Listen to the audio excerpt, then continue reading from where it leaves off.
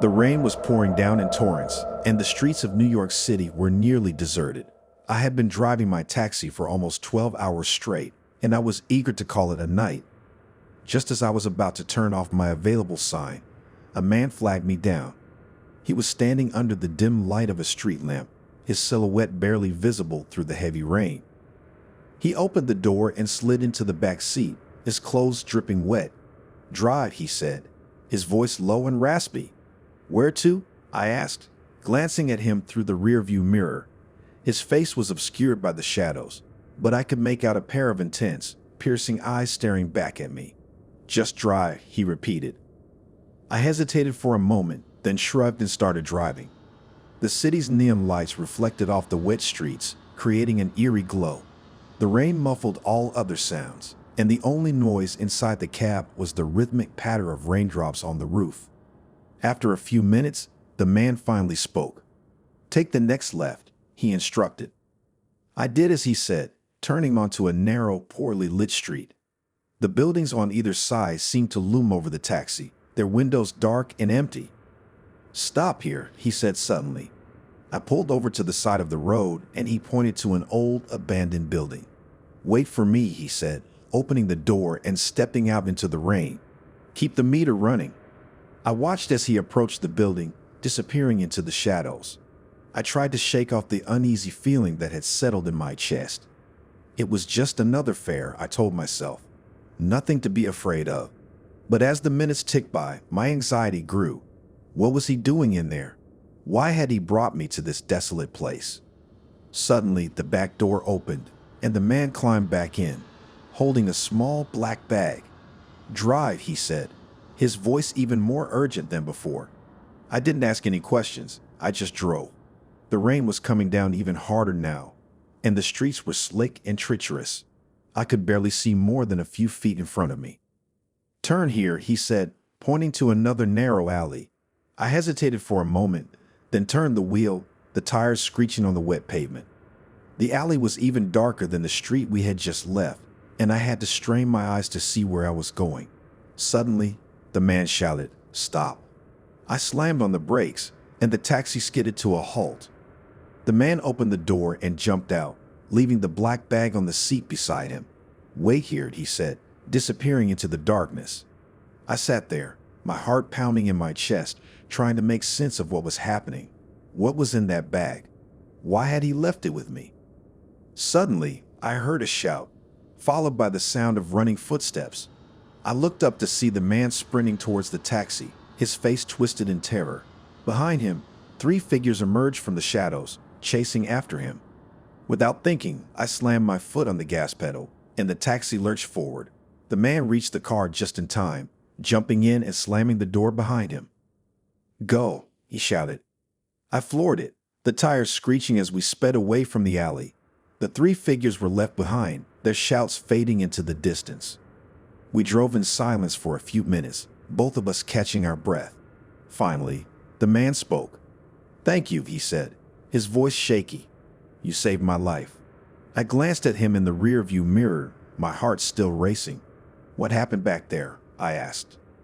He hesitated for a moment, then said, "I'm a journalist. I've been investigating a criminal organization for months. Tonight, I got a tip about a meeting in that abandoned building. I thought I could get some evidence, but they spotted me." I nodded, trying to process what he had just told me. "What's in the bag?" I asked. He opened it, revealing a camera and several rolls of film. "Photos," he said, "proof of their illegal activities." We drove in silence for a few more minutes, then he gave me an address. When we arrived, he handed me a wad of cash. "For your trouble," he said. I shook my head. "Just doing my job," I replied. The hum of the sewing machine was the only sound in my downtown tailor shop that afternoon. The sun streamed through the dusty windows, casting a warm glow on the wooden floor. I, an elderly tailor with more than 50 years of experience, was engrossed in mending a jacket. It was an old, worn-out piece, but the fabric was of high quality. It had seen better days, and I wondered about the stories it could tell. As I worked on the jacket, my fingers brushed against something crinkled inside one of the pockets. "Curious," I reached in and pulled out a folded piece of paper. It was a note written in a hurried scrawl. They know. Meet me at the old bridge by midnight. Bring the money or they'll find out about us. Don't trust anyone. A shiver ran down my spine. I looked around, half expecting someone to be watching me, but the shop was empty. The weight of the note bore down on me, and I felt a sudden rush of paranoia. Who had written this? And to whom? Was it the owner of the jacket? And what was this crime they were talking about? I tried to shake off the feeling and went back to my work, but the note's words echoed in my mind.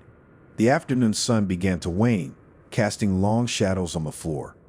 Every creak of the wooden panels, every rustle of fabric made me jump. I felt like I was being watched, like I had unwittingly become a part of some dark secret. A bell jingled, signaling a customer's entrance.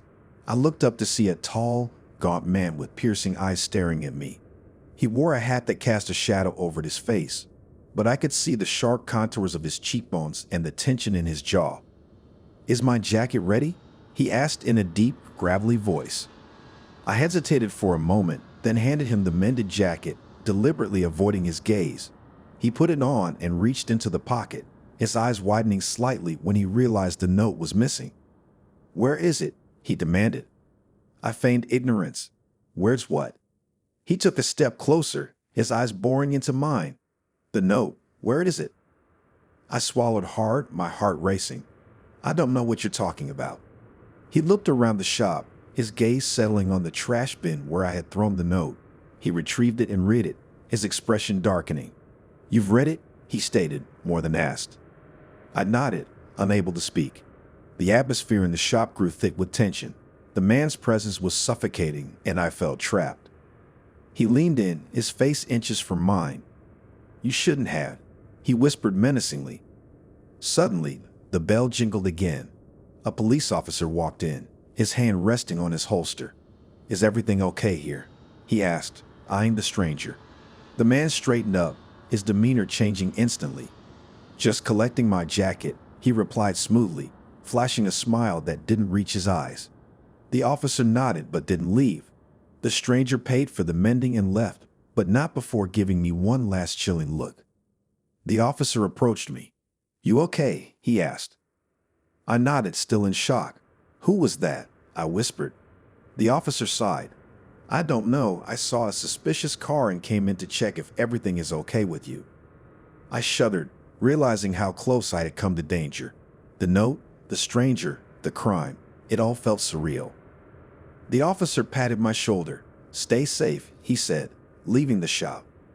As the sun set, casting the shop in darkness, I locked up and headed home, the weight of the day's events heavy on my shoulders. The city's secrets, once hidden in the folds of a jacket, had been laid bare, and I had been a witness to its dark underbelly. The next day, I read in the newspaper about the incident under the bridge. The tall, gaunt man's picture was on the front page. He had been found dead near the old bridge, the very place mentioned in the note. The city's secrets had claimed another victim, and I couldn't help but feel a chill run down my spine, grateful for my narrow escape. In the waning light of dusk, the auto repair shop stood desolate at the edge of town, its rusted sign groaning with every gust of wind.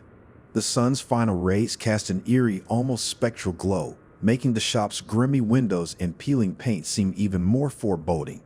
Inside, the overhead lights flickered, casting a dim, ghostly illumination.